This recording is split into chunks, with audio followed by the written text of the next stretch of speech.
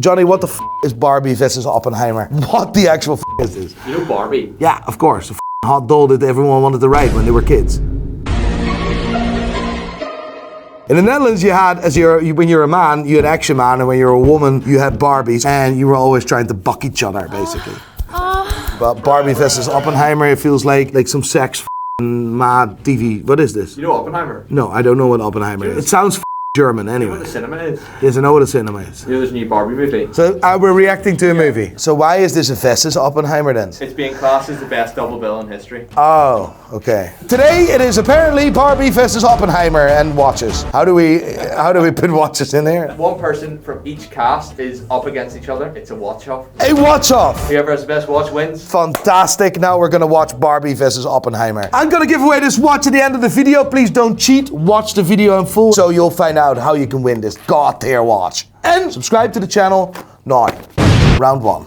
Margot Robbie is wearing the Richard Mille, the ladies' Richard Mille RM0701 with the rose gold bracelet. Watch is completely rose gold, to be fair. I would argue that this watch is very elegant. People think it's elegant. Margot Robbie is very elegant, very handsome, attractive, although that watch is not really doing her many favors. I do know she is a brand ambassador for ladies' watches for Richard Mille. The watch is realistically worth between $210,000 and $250,000, but to be honest, I'm not a big fan. Although the watch is equipped with diamonds and it's rose gold, etc., it's actually a really simple watch. It's, I believe, a time-only watch. There's nothing really complicated there. I'd rather see her with something classy like Cartier. But listen, it's a lot of money. But Margot is up against, who are we versus? Cillian Murphy. What is he wearing, Omega? What do you call that TV show again? Peaky Blinders. He was unbelievable in Peaky Blinders, mate. What a actor. Robbie is a brand ambassador of Richard Mille, so she gets paid to wear the watch, right? I don't believe Cillian is getting paid by Omega to wear this watch. What you see here is actually a really cool watch. It's a smaller Omega Realmaster, reference number 250452 at the top of my head. It's a watch you can buy in around the $2,000, $3,000, $4,000, maybe even cheaper, because it's actually an older generation of a Realmaster. And I think it measures around 36, 37 millimeter, and I think it's an absolute classy watch. And he's not getting paid to wear this either. Otherwise, Omega would put something new on his wrist. He's a very understated man, and I'm a big fan of Cillian. Margot is paid to wear that watch, and Cillian is not paid to wear that watch. That's Cillian's watch. I love that. All these actors get all paid for it to wear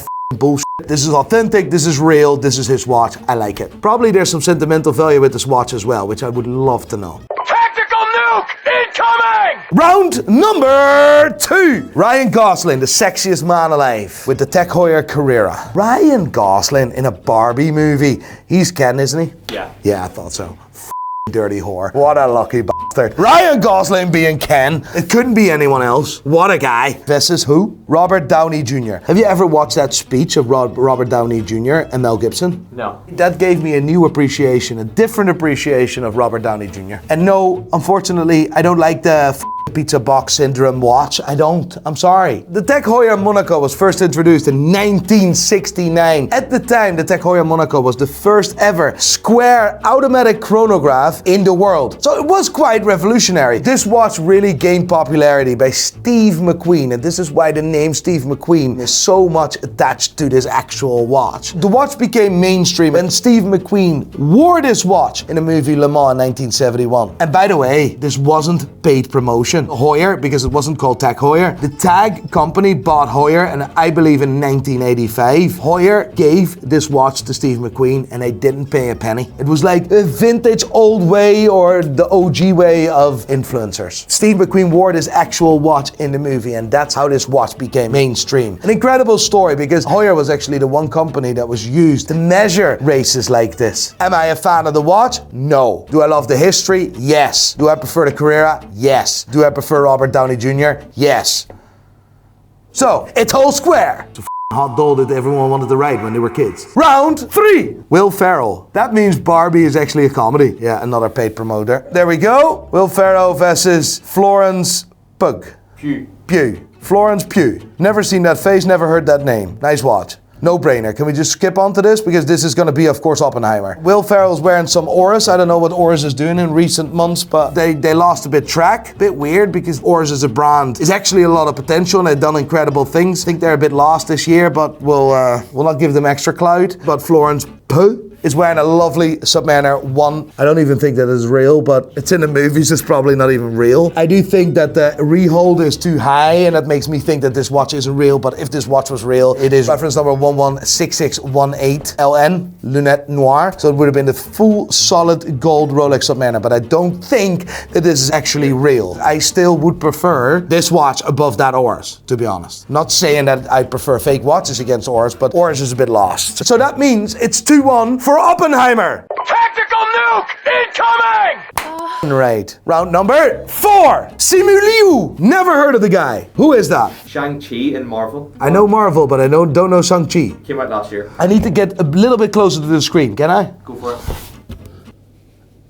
It looks like the two-tone white dial Rolex Daytona reference number 116503. The reason why I needed to see this a little bit closer is that the oyster bracelet from a distance is sometimes really hard to see the differences between gold and steel because they're light. But in this case, when I zoomed in with my physical head, I saw this watch is yellow gold. That means that this is the Rolex Daytona reference number 116503, and that's a class watch, and he's not getting paid by Rolex, so that's his own watch. And to be fair, that's also the first ever modern Daytona that I got. Currently valued between $17,000 and $19,000. Fesses, Rami Malek. What a actor he was in James Bond. He actually scares the living life out of me. He's a scary He's paid by Cartier, isn't he? I'm not a big fan of that. I'm a big fan of the Cartier tank, but not of this one. Yeah, it's not nice looking. It's, of course, the winner in this case is, of course, Barbie. What is his name again? Simu Liu. Some boy, nice watch, wears his own watch, no bullshit, no paid advertisement, like it, and it's just a good one. Even if both were paid, or both weren't paid, I still would go for the Rolex. 2-2. Hot doll that everyone wanted to ride when they were kids. Round 5. Connor Swindles. Wearing the Omega Seamaster 300M. Let me double check what dial this is. Blue dial. Very good. I don't know who this guy is, but he looks... Do you ever watch Sex Education? No, I don't need Sex Education. I already know how it works. Gary Oldman. Gégère Lecoutre. Reverso. He's a G. Gary Oldman is a G. Gary Oldman. Yeah, Gary Oldman is a G. He's wearing a Gégère Lecoutre Reverso, but he flipped the case and said, I don't give a shit what time it is. I like that. Guy's a G. He clearly loves his watches because he swapped his strap. That's not the strap this watch came on with, by the way. He's wearing a bracelet with it next to it, which he shouldn't because that could damage the case. I love the Gégère Lecoutre Reverso, and I love the fact that he doesn't give a and just flips it around so you can't see the time. And you know why that was? And why this watch was introduced in 1931? For polo players? For polo players, and they could flip the case so the watch was protected for impact while playing polo. That's the reason. I like that, prefer that watch. Gary Oldman gets the W, meaning that Oppenheimer is, of course, the winner. Oppenheimer? Oppenheimer. Tactical nuke incoming! Are you going to watch the movies? Oppenheimer, I will, yeah. I don't know about Barbie, maybe whenever it comes out on Netflix, and I have absolutely nothing to do that day. If you want to win this watch, please drop your comment here saying that Gary Oldman is a G. And please leave your Instagram handle in there as well, please.